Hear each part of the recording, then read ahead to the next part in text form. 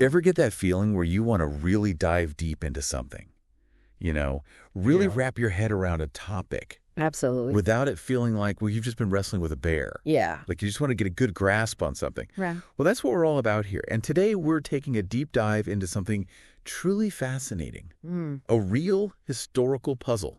Okay. We're not talking about some dusty academic paper here. Right. We're talking about the 1,200-year-old Mondsee Matthew Gospel. Wow. I mean, just think about that for a second. Connecting with voices from over a millennium ago through their written word. Yeah, it really does spark the imagination, doesn't it? It really does. To even contemplate a manuscript of that age. Right. Immediately, so many questions come to mind about the people who created it. Yeah. The world they lived in, and really how this text managed to survive for so long. That's exactly what we're hoping to uncover in this deep dive. Okay. We're going to be looking at the deep roots of our language and exploring what these ancient fragments can still reveal to us today. I like it. Our focus is going to be on the accuracy of the translation of this gospel from the original Greek. Okay. And we've got some pretty amazing source material to work with for this. Oh. Excerpts from a really thought-provoking discussion about just this. I'm intrigued. So picture this. The story begins around 800 AD in the Mondsee Monastery in what is now Upper Austria. Okay. The core question we're wrestling with here is how has this text originating so long ago been transmitted and preserved with such remarkable accuracy through centuries of hand copying, Right. translation, and the natural shifts in language that happen over time? That's a big one. Yeah, so let's unpack this a bit. Let's do it. What's immediately captivating is that feeling you mentioned. Yeah. Just considering holding something that is truly an ancient text in your hands. It's almost like you're holding a piece of history. Yeah, it transcends the idea of it just being old paper and ink, Yeah. It's a tangible connection to individuals who lived their lives over 1,000 years ago. Yeah, that's powerful. Yeah, and all sorts of questions come up, like who were these people? What were they thinking about? What stories did they feel were so important that they needed to record them and safeguard them? Yeah. This manuscript provides us with a direct link to their language, their beliefs, their very existence. A direct link through time. And what's so insightful here isn't just that it's old, but that it offers this amazing window into a world that's so different from our own. Right. Yet we're still connected to it by this thread of text. It bridges the gap between then and now. Doesn't it? Hmm. And it's not just an abstract concept. Okay. I actually remember trying to recreate a single page of that gospel myself. Oh, wow. As like an experiment. I tried to make a replica on parchment using a quill and ink. I can imagine that was quite the challenge. It was unbelievable. The challenges were just crazy. Really? Simply writing on prepared animal skin Mm-hmm. presents a whole set of difficulties. Mm-hmm. I bet. Trying to keep your handwriting consistent. Yeah. Preventing the ink from bleeding. Oh, yeah. Dealing with the unpredictable nature of the quill itself. It's a lot harder than it looks, isn't it? It is. Yeah. It gave me this tiny little appreciation for the immense effort that must have gone into creating these texts originally. I bet. It was eye-opening. I'd love to hear what stood out most to you from that experience. It was the feeling that I was almost becoming the original scribe. Oh, wow. I had to decipher this ancient script, try to understand what it meant, Yeah. and then physically transfer it to the parchment with my own hand. Hmm. Essentially, I was mirroring the actions of the monks from centuries before. Wow. It wasn't just about copying symbols. It was about engaging with the text on a deeper level, Right. almost a tactile level. I can see that. I felt this connection to those individuals from so long ago, united by this painstaking, focused act of writing in Carolingian minuscule. That's fascinating. It felt, dare I say, like stepping back in time for a moment. I can imagine. And it's interesting because Carolingian minuscule Yeah. is a very specific, very clear and legible script that was actually developed during the reign of Charlemagne. Right. And it greatly aided in the standardization and accuracy of copying these texts. I see. So that was a huge factor as well. So you had this experiential connection that must have given you such a valuable insight into the dedication that was required to preserve these texts back then. Oh, absolutely. And it leads us naturally to that question you raised earlier. Right. How on earth did this text manage to survive for so long? Yeah. You can only imagine the potential pitfalls involved in countless rounds of transcription, Yeah. human error, Oh, yeah. unintentional alterations, even subtle shifts in understanding creeping in over the centuries. Absolutely. This level of accuracy that we see in the Mondsee Matthew Gospel Yeah. is actually quite unusual for texts of this age. It really is. And it suggests that there must have been a really high degree of reverence for these texts, and that there were really rigorous processes in place within the monastic tradition for copying them. Absolutely. Which makes the fact that the Mondsee Matthew Gospel has been preserved in such remarkable condition even more incredible. It does. It speaks volumes about the culture and the values of that time. The scribes weren't just doing their job. They were approaching this work with a deep reverence for the sacred text. And this devotion, the importance that was placed on these writings, meant that they took extraordinary care to make sure that their copies were accurate. So it wasn't just a job. Yeah. It was a calling. Exactly. Now we also need to think about the translation aspect, Okay. right? Taking the original Greek and rendering it into Old High German around 810 AD. Right. That must have presented its own unique set of challenges when it came to maintaining accuracy. I think the translators faced a really delicate balancing act. Okay. They had to remain faithful to the original Greek meaning, but they also had to make sure that the translation was understandable to people living in 9th century Europe. All right. Which involved navigating these big differences in grammar, vocabulary, syntax, and even cultural context. That's a huge task. Right. It's no easy feat. And these early translations weren't aiming for a purely literal word-for-word rendering. Okay. Which might have sounded awkward or even nonsensical in Old High German. I see. Instead, they were trying to convey the core message and the essential meaning of the text in a way that resonated with the linguistic sensibilities of their time. I see.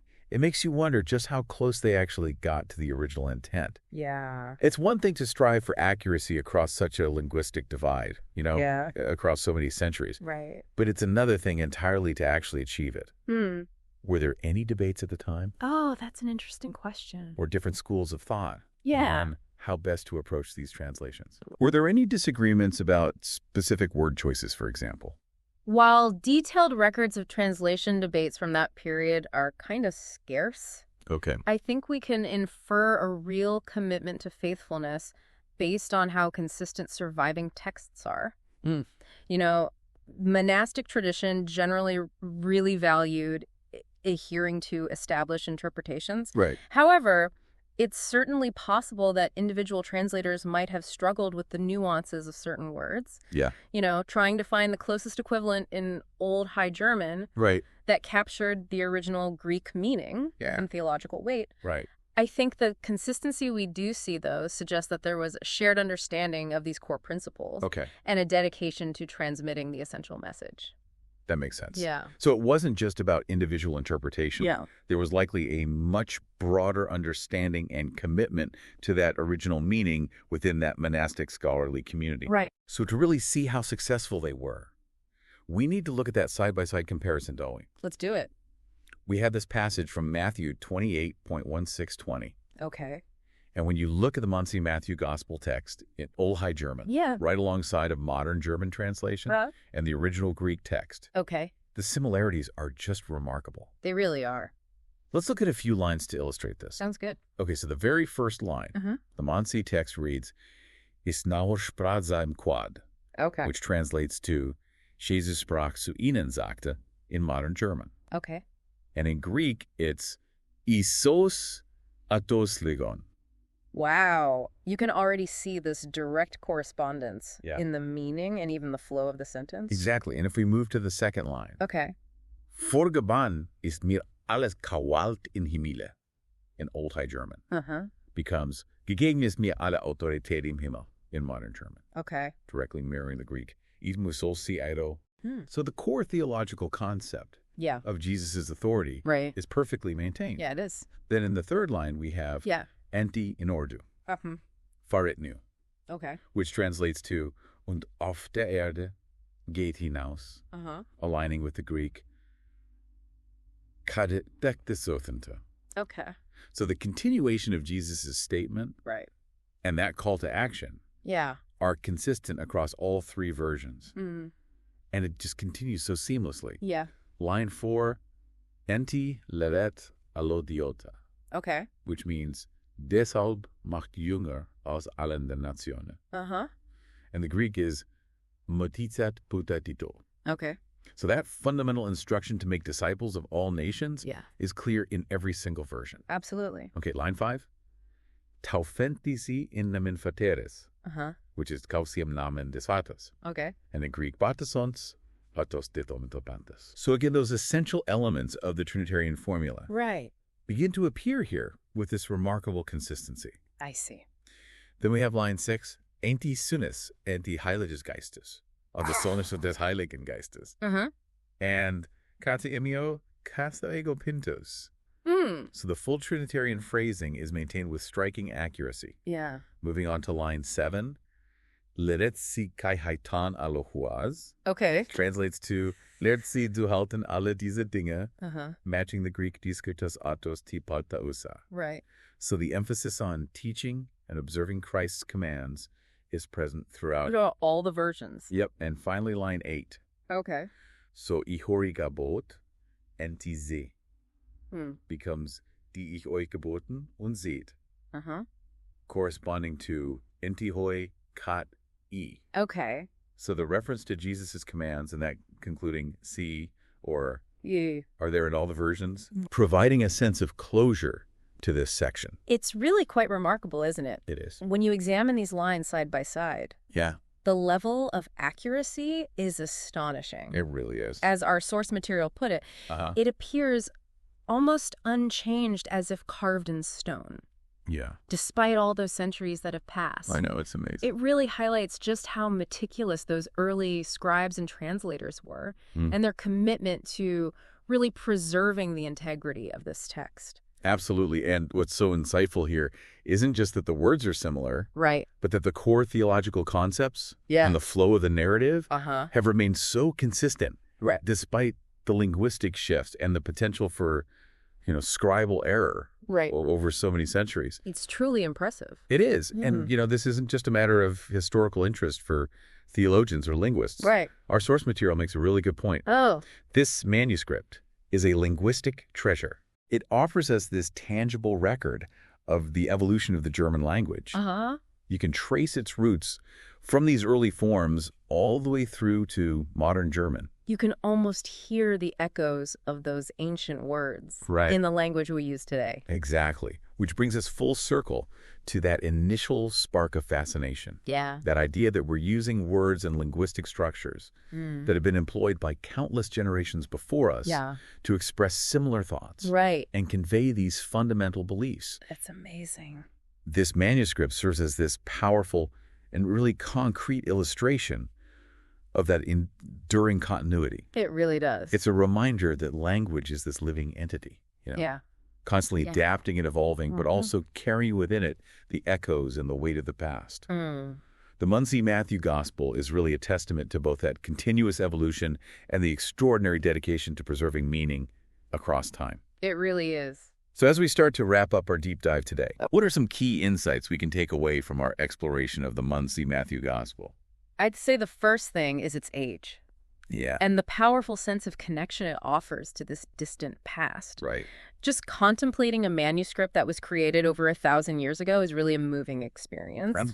Secondly, the meticulous efforts that were undertaken by the scribes to preserve this text through centuries of copying. Yeah. And finally, the remarkable accuracy of the translation from the original Greek into Old High German, Yeah, which was so clearly demonstrated by that side-by-side comparison. absolutely. It shows their unwavering commitment to maintaining that core message and meaning. It does. This is far more than just an old book. Right. It's a significant artifact on both the religious and linguistic landscapes, offering us invaluable insights into both faith and the development of language. I agree. So it serves as a really powerful reminder of the intricate and enduring interconnectedness of faith, language, Yeah. and the unfolding of history itself. Okay. So here's a final thought for you to ponder. Okay. Consider the immense power and resilience of language itself. How can ideas and narratives endure and transform across a millennium, Yeah. carried forward by the work of individuals who are long gone. That's incredible. What other seemingly fragile connections to the past might hold profound insights into who we are today? That's a great question to ponder. Simply waiting for us to look closer and listen more intently. It is. That's something to think about.